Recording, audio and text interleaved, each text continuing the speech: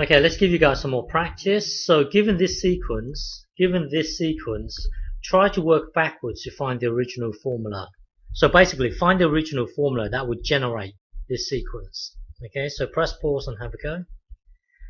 Okay, so to do this, if you look at this, -3, -1, 1, 3, 5. You've got to stare at this for a long time, and then hopefully something will come to you.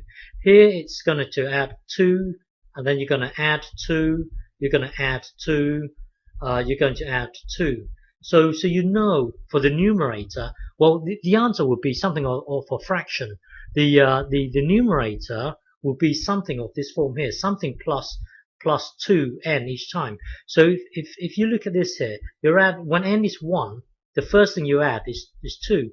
When n is 2, you're going to add 2 add 2. So when n is 2, you're going to add 4 basically. Look at this, you're adding 2, you're adding 2, you're adding 2.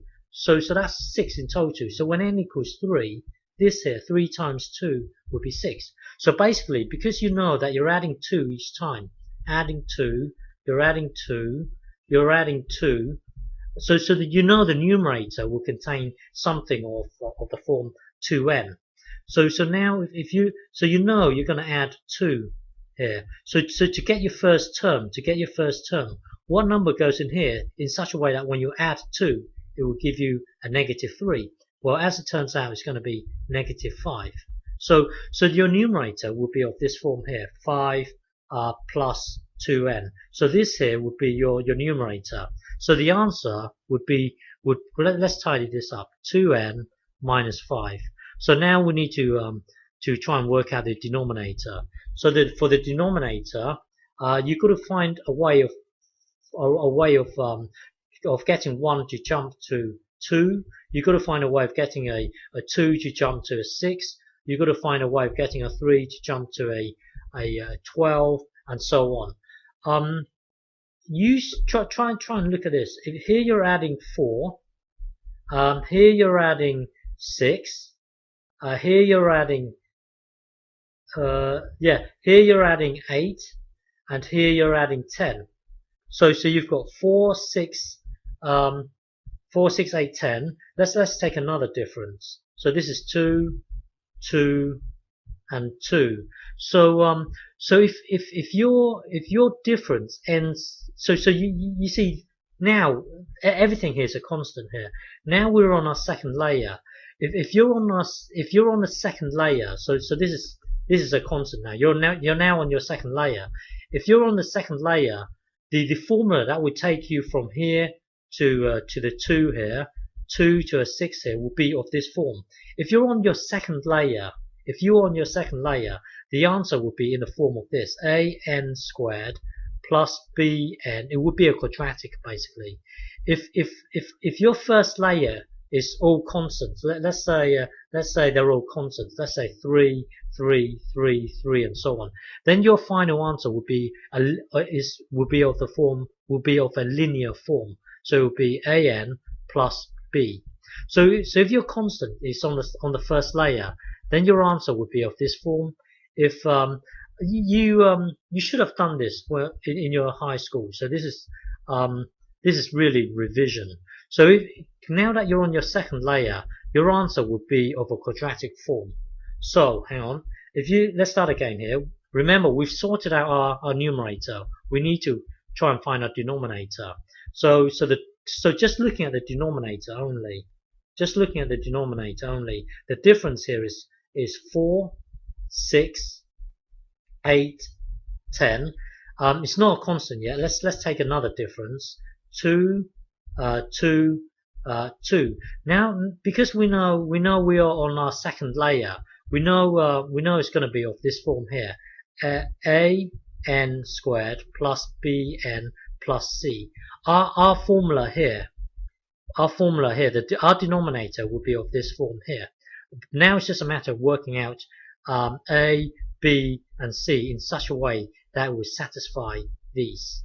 Okay, so now because we're on our second layer, we know the answers of this form here. So let's use this technique here. So our answer would be of this form here. So when n equals 1 for the first term, put 1 into the n here, so that will be 1 squared will be 1, so that will be 1 here. Put the 1 into the n here, that will be b, and put the well, that would be c here. So our second term will be n equals 2. So now put the 2 into here, that will be a 4. Put the 2 into here, that will be a 2, and the c stays the same.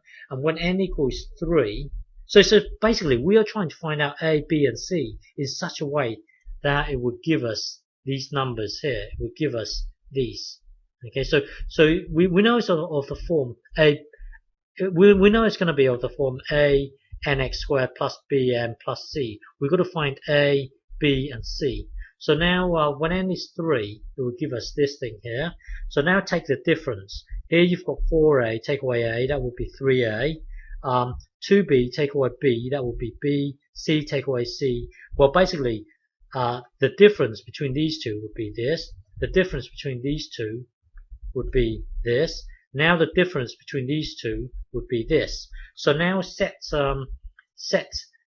2a, set this to be the same as whether. So here was the difference here was 4, 6, bear with me, 8, 10, and then the second difference would be 2, 2, 2.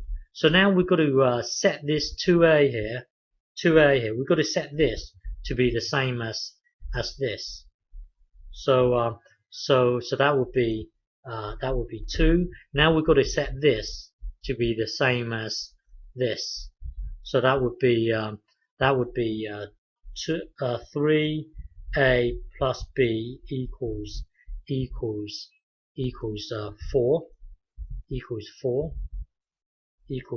4, and then this one we've got to set this a plus b plus c to be the same as this, to be the same as this 2, to be the same as 2, to be the same as this. So now if you look at this here, a must be 1, and then if a is 1, then b here must be 1, and then c, well, if a is 1, b is 1, then c must be 0. So our formula here, our formula would be of the form what n squared.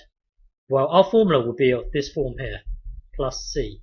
But then 1 is a, b blah blah blah, so, and then overall it's going to be n squared plus n.